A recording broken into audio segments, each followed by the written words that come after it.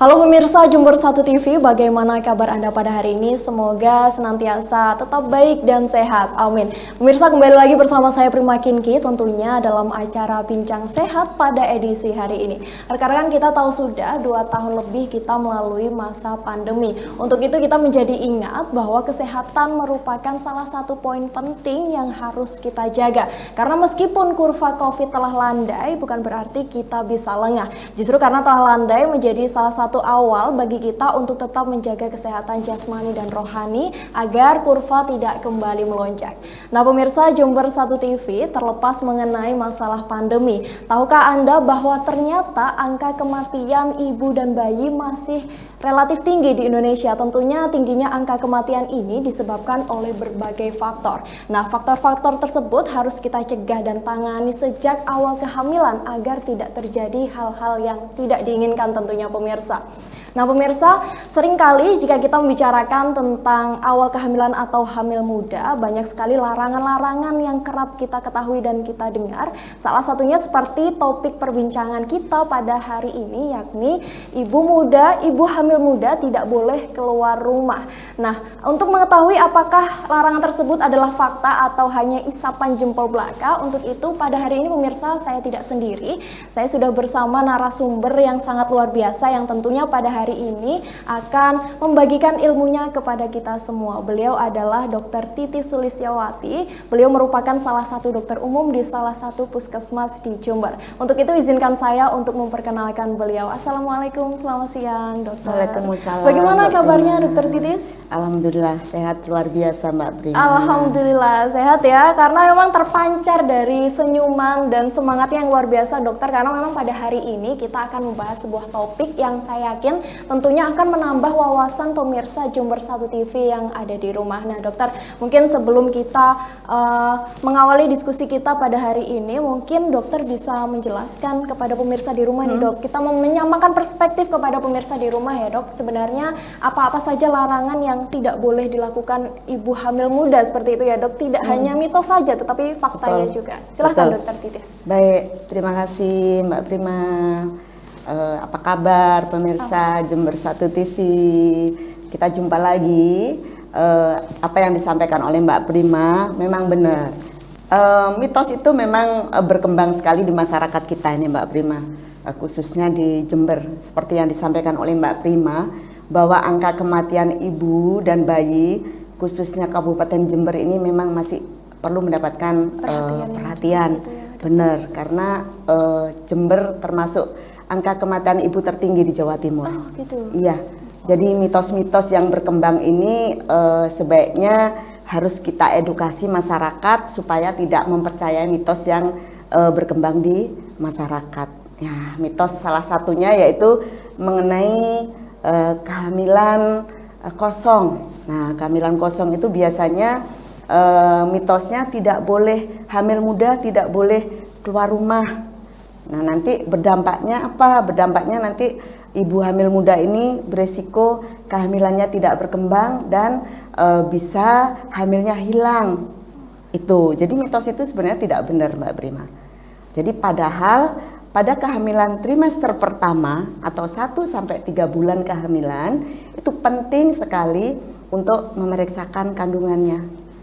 Jadi mitos yang berkembang memang benar-benar harus kita edukasi masyarakat supaya mitos itu tidak diyakini sehingga masyarakat paham pentingnya pemeriksaan di kehamilan 3 bulan pertama. Begitu Mbak Prima. Oh ya, luar biasa menarik ya dok topik kali ini ya dok. Kalau boleh tahu nih pemeriksaan apa saja yang harus dilakukan pada kehamilan 3 bulan pertama ini dok? Untuk pemeriksaan kehamilan atau antenatal care nih Mbak Prima ya, umur kehamilan 1-3 bulan itu ada beberapa pemeriksaan.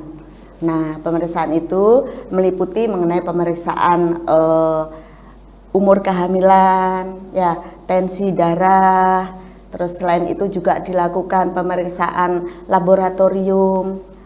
Ibu hamil ini pada trimester pertama bagaimana? Ada anemia enggak? Ada perlu ada pemeriksaan lanjutan yaitu ada triple eliminasi. Nah, triple eliminasi ini pemeriksaan yang sangat diperlukan untuk mengetahui apa ibu hamil ini terinfeksi HIV/AIDS, terinfeksi hepatitis, ataupun terinfeksi penyakit kelamin yaitu sifilis. Nah, ini untuk mencegah seandainya ibu hamil trimester pertama ada infeksi, bisa dilakukan pengobatan lebih lanjut.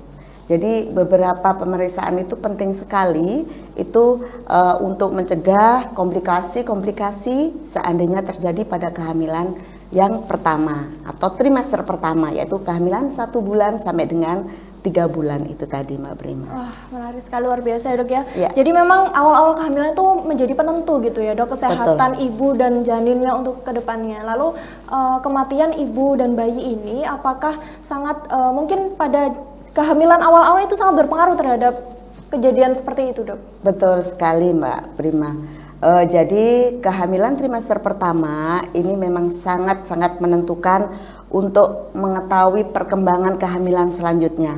Jadi kehamilan trimester pertama itu dilakukan pemeriksaan dengan tujuan apa? Supaya kita mengetahui nih resiko komplikasi pada keadaan kehamilannya. Nah, jika diketahui ada komplikasi, kita bisa mencegah nanti ada kehamilan resiko tinggi terhadap ibu hamil trimester pertama. Jadi kita bisa mencegah nanti untuk kehamilan resiko tingginya itu. Oke, baik. Nah dok, ini kan mitosnya ibu hamil muda tidak boleh keluar rumah karena kehamilan akan hilang. Nah, kehamilan akan hilang ini seperti apa dokter mungkin? Maksudnya mitos ini tuh bagaimana begitu dok? Oke, Mbak Prima. Kadang-kadang kita percaya, kita enggak ya. Iya, karena memang sekali. kadang-kadang di masyarakat juga ada kehamilan, tahu-tahu ternyata dalam perjalanan waktu kehamilannya kok hilang begitu ya. Jadi memang ada namanya kehamilan kosong, Mbak Prima. Fenomena seperti apa itu? Oke, kehamilan kosong itu begini, keadaan wanita hamil yang kondisinya hamil tapi pada embrionya atau janinnya tidak berkembang secara bagus. Jadi ini penyebabnya bisa karena faktor sperma yang kurang bagus, faktor sel telur yang kurang bagus, dan juga faktor-faktor mungkin pemakaian obat-obatan. Jadi itu memang tanda-tandanya seperti hamil, Mbak Prima.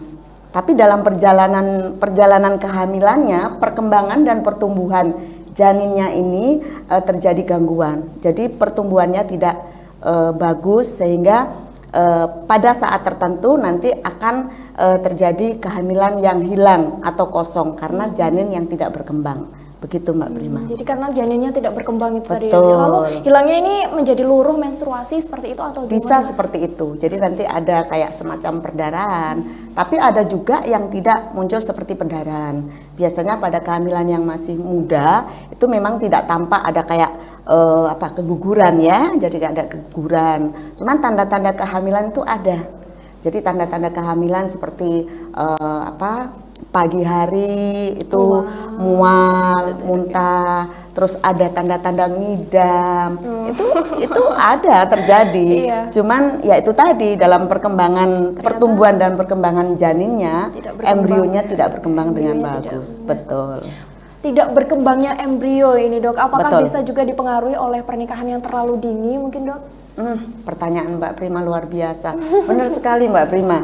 Jadi faktor-faktor pentingnya sebagai seorang calon ibu, Benar. itu memang ada faktor-faktor yang harus dipenuhi nih Mbak Prima. Gitu, Jadi dok. ibu di usia muda itu beresiko juga terjadi pertumbuhan sel telurnya tidak bagus. Jadi persiapan sel telurnya saat dibuahi itu kurang baik karena usianya masih belum mencukupi. Jadi itu penentu juga. Penentu juga Iya, ya dok. betul. Jadi memang pernikahan itu harus di planning secara matang sekali ya dok ya, agar tidak terjadi hal-hal yang mungkin tidak diinginkan seperti tidak berkembangnya embrio. Betul. Tadi. Nah dok, menarik sekali, kita tadi juga menyinggung tentang ANC. Mungkin Betul. lebih dijelaskan lebih detail lagi dok, apa itu ANC? Oke, ANC antenatal care ya. Antenatal care itu suatu pemeriksaan yang harus dilakukan oleh ibu hamil, terutama ini pada trimester pertama. Dengan tujuan apa? Dengan tujuan seperti saya sampaikan tadi, supaya kita mengetahui kondisi kehamilan dari ibu yang sedang hamil itu, kehamilannya memerlukan pemeriksaan lebih lanjut, atau kehamilannya terjadi komplikasi, atau kehamilannya perlu penanganan yang lebih khusus, sehingga dalam pemeriksaan antenatal care ini tujuannya ibu siap untuk mengandung, siap untuk perkembangan janinnya selama 9 bulan mengandung, siap untuk menyusui, dan siap untuk saat sebelum menyusui pasti persalinan ya Mbak Prima ya, siap untuk menjalankan atau siap lahir batin untuk melahirkan janinnya. Karena seorang ibu tuh berat sekali pada kondisi kehamilan itu, faktor emosi dan psikisnya benar-benar diuji untuk siap menjadi seorang ibu. Begitu Mbak Prima.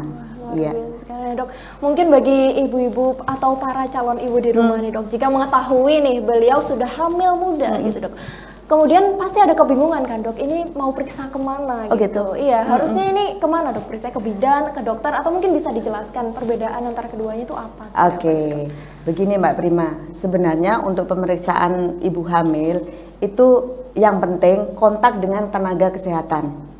Jadi pemeriksaan bisa di posyandu ya, bisa di bidan, bisa di puskesmas, bisa di dokter, ataupun periksa ke spesialis. Jadi yang penting ibu hamil muda trimester pertama 1-3 bulan kontak dengan tenaga kesehatan sehingga tahu kondisi kehamilannya itu resiko tinggi atau tidak. Begitu Mbak Prima. Nah begitu. Jika ada ibu hamil muda nih Dok, apakah pas waktu periksa itu perlu didampingi keluarga seperti itu Dok mungkin? Kayaknya perlu ya Mbak Prima ya. Karena apa? Hamil itu kan saya sampaikan ya, faktor emosi, psikisnya itu benar-benar diuji. Karena hormonalnya itu kalau orang bilang ya sensitif ya, baper ya. Sensitif baper, ya, apalagi wanita gitu wanita ya. Betul. Kita kalau lagi menstruasi aja, hormonnya sekarang turun gitu. Kan kalau masa-masa kalau lagi emosi, kalau wanita lagi PMS ya, kan gitu ya. Jadi kalau apalagi hamil nih, kalau hamil tuh kan hormonalnya itu terjadi perubahan hormonal dari sebelum kita hamil kan. Pastinya ini faktor emosi benar-benar diuji, atau faktor psikisnya juga benar-benar diuji. Jadi pentingnya peran keluarga untuk mendampingi calon ibu ini periksa ke tenaga kesehatan sangat-sangat menurut saya sangat penting dan perlu sekali untuk mensupport semangatnya, mensupport emosinya, psikisnya. Oh ternyata aku hamil ini dapat dukungan sepenuhnya dari keluarga. Betul Mbak Prima. Menarik sekali bahasan kita pada hari ini ya Dok ya. Nah saya ingin berbincang lebih lagi tapi setelah jeda pariwara berikut ini ya Dok ya.